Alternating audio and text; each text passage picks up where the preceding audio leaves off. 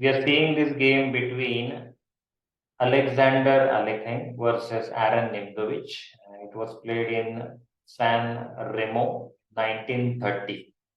And this is the original game of that concept called Alekhine's gun, where Alekhine used that very nicely. So we'll see that and we'll try to understand. Alekhine was white and Aron Nimzowitsch was black. So let's see the game. White starts with e4. Black plays e6, d4, d5, knight c3, and bishop b4 was played. So French defense in that, if you see, he goes for this variation where he pins the knight, and now e5 was played. Idea is to, of course, stopping this and closing the bishop. This bishop is now bad. This bishop, okay, where you're not allowing him to come out from this side at least. Okay, so this bishop is a bad bishop in French defense. So that is the main problem in this opening for black. He has to solve that problem. So let's see what happens. After e5, c5. Yeah, so black plays c5, bishop d2, unpinning the knight. There is still attack on this one, which has no support right now. Knight e7, knight b5. What is the idea? Yeah, the knight is coming over here, and this is a threat giving check. Plus, the bishop is open now, so he can exchange the bishops as well. Because if you see, this bishop of white is not that good because all these pawns are on the dark squares. So this bishop becomes bad in that case. And this is a good bishop for black. So yes, white would like to exchange this. Plus there is a threat knight d6. After knight b5, yes, so black has no other option but to exchange it. So bishop cross d2, queen cross d2. And now black did castle. Okay. After that, c3 was played. So giving support. Now if you take c cross d4, there is no problem. This pawn structure would be fine. Otherwise, it's not a good idea to not have the support to this e5 pawn with no d4 pawn over there. So better you give support with the pawn. So this pawn can capture the pawn. After c3, b6. Giving support to this, opening the bishop. This bishop would like to come here and exchange either with this or with this because this is a bad bishop. You would like to eliminate that, exchange it with the opponent's piece. After b6, white plays f4. Give support to this, one more support. In case if this pawn goes, he should have support to this. Plus, before moving knight f3, he wanted to move the pawn. So there is no problem afterwards. Yes, so black continues with his plan. Bishop a6. Yeah, he wants to exchange either with the knight or with the bishop. Somehow he wants to get rid of the problem. Knight f3. White says okay. White continues his development. Then queen d7 was played. Development continues. a4 gives support. So black is hoping that white moves this knight somewhere and then he can exchange maybe with this bishop. Or he's waiting for the right time to exchange. After a4, knight b c6. More attacks on this pawn, okay. Yeah, but there are enough supports to both. After that, b4 is played. So one more attack on this. Now there are two attacks, one support. c5 is in trouble. And if you take this, yeah, there are supports. So no problem. After b4, c cross b4. Black has to take it. He has to take decision there. After that, c cross b4. Bishop b7. So finally, black decided not to take it. Because if you would have taken here, then a cross b5, the rook would be very good. And this pawn would have been very bad. Okay, backward pawn on the open file of the opponents can be in big trouble. So better you don't do that. He kept the bishop here. Okay, it's not very bad now, you can say, but yes, still it's a liability for black. So let's go ahead. After bishop b7, knight d6. Yeah, the knight is now very well placed, attacking the bishop. Uh, so very good outpost for the knight on d6. f5. f5 played. The idea is to, of course, stopping white's f5. White could play f5 before. Not now, but maybe afterwards. So yes, that is number one reason. Number two, he wants some space. Okay, he's lacking space. So he would like to have more space for his pieces. And yeah, attacking this g4 pawn as well. If white plays this, he has no attack. After f5, a5. White plays a5, attacking this one, and white would like to open the file. a5 for the rook. Knight c8. So black has given support with the knight. Okay, pawn is already there. Plus, the main idea is to exchange this knight with this knight, because this is a very good knight. He doesn't want that knight to be there for a long, long time. So you would like to exchange it. After that, knight cross b7. Now white has the option to exchange with the knight or with the bishop, and he thought that this knight is behind, not so good. Let's exchange with the bishop. Knight cross b7. Then queen cross b7. And a6 now. a6 is played. So this is interesting. He has not exchanged, but he's now playing with more space advantage. That's what he's looking for. So white is getting more space. Black has issues now with the space. He has less square control. After a6, queen has to move. Queen f7 is played. And then bishop b5, attacking this knight. Knight is in trouble. You have to do something about it. So after bishop b5, knight 8 e7. He gives support with this. Okay, maybe afterwards he can even give support with one of the rook. Right now he gives support with this knight. Then castle. So white's position is quite well, no problem at all. The pawns have supports, enough supports. Okay, the space advantage. This bishop is quite good. Knight is fine. And the rooks can control open files anytime they want. So white is looking good. That good advantage he is enjoying. So after castle, h6 is played. Stopping, you can say knight g5. Knight g5 was a threat attacking these two. So he says, no, I don't want this knight to come over here. h6. Rook f c1. Okay, now this side is closed. Okay, you don't need to keep the rook on a file which is already closed. So you find the open file and get the rooks on those files. Now this is a very good open file. You can say the only open file for both the players, and that's why now white would like to control it with more and more things. And on this c file only, we will see that main Alekhine's gun afterwards. So be like focused right now. How is it happening? Let's see. After rook f c1, rook f c8. Okay, so black understood the plan that white wants to control the only open file on the board with more and more pieces, like two rooks and one queen. You would like to get it. So even now black is gathering his pieces. Now rook c2. So slowly, steadily is now preparing for the double rook. Queen e8 is played. Actually, knight d8 was better.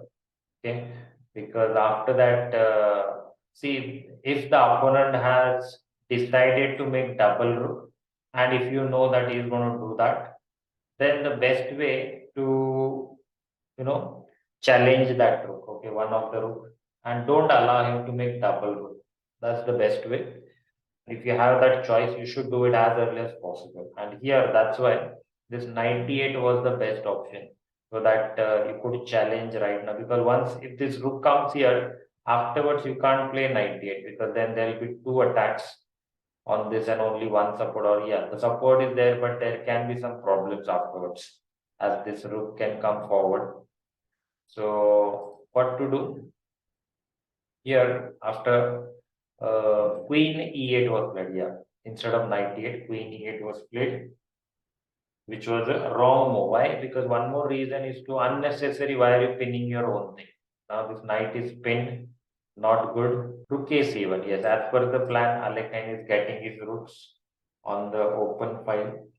Now, Rook A B8. Okay, he moved his rook over here, but it's not so great. He should have played Rook C7 and maybe Rook A C8 afterwards. So this was a mistake. Rook A B8 is not so good.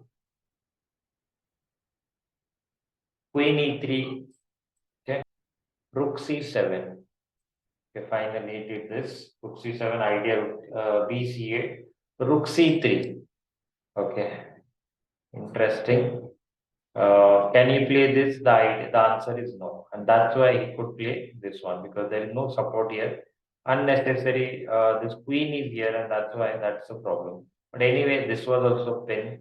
So it's very difficult to get this one. And after rook c3, queen d7 is played. Okay.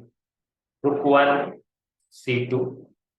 And the idea is this now. Okay. So he has not uh, like played the queen a3 a4 plan, but now he's preparing for this one. So this queen is coming here, and then all the pieces are going to attack. Okay, already bishop, two rooks are attacking the knight. Now this queen is also coming.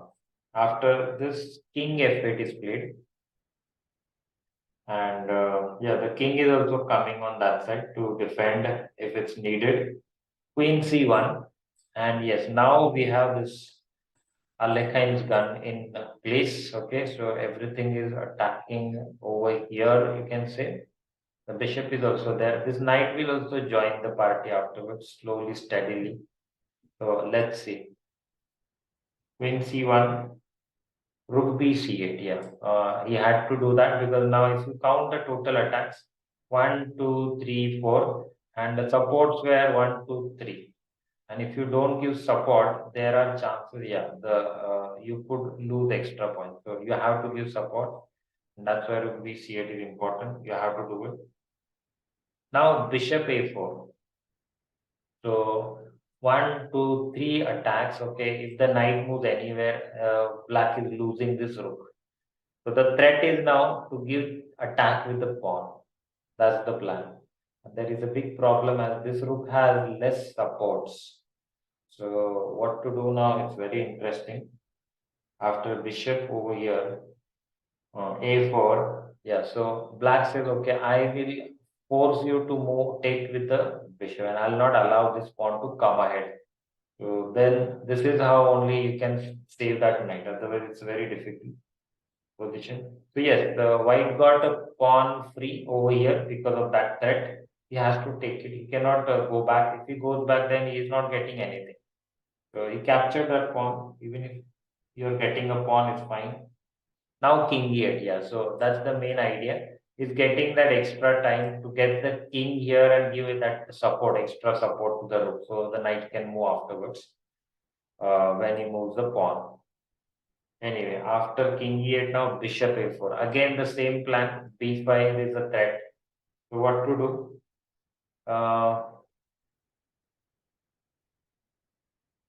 King d8, yes. So yeah, you need extra support. So then only the knight can move after b5. So that's why he gives support to this. So the king came here to give support to c7. Now h4. Okay, so Alekhine is like a player, who wants to uh, play from all sides. Okay, he doesn't like to play only on one side. Once one side is controlled, then before striking on that side, Alekhine likes to just control everything, the whole board properly. And once everything is in control, then he strikes at the last moment. So that's his specialty. If you see his other games, you can find that theme, very nice theme. So after h4, the idea is to stop this g5. So he can't have any play on the king side. So in this position, Nimzowitsch resigned because you can see Alekhine has given Zugzwang in this position. Whatever black would like to move or black would try to move, he cannot do that. Okay, if you do it, it would be a big problem. So let's see one by one all the things. You can see that this pawn is already blocked. Okay, it cannot move.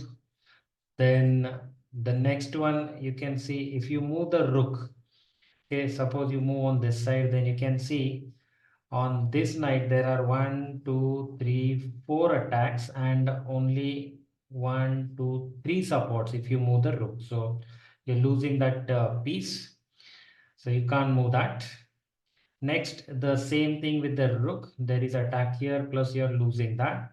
Other than that, the queen can't move here, okay, as the pawn is attacking. If the queen moves on this side, again the problem would be if you move queen to e8, this b5 pawn is coming, and after that this piece is in trouble.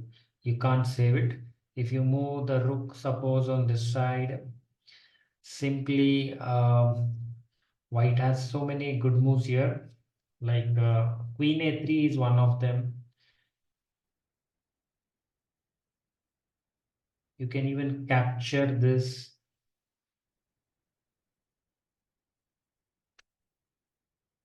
So that's good. Yes, so white can simply play queen a3 after that.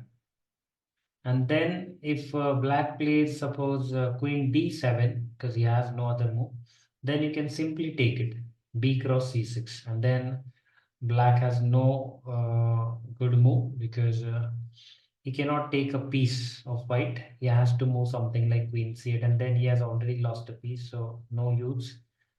And other than queen e8, if you see the king will also, if you move on e8, it's not a good idea. Again, the same threat is there, b5, and then you're losing this piece for sure. So king e8 is also not working. What else?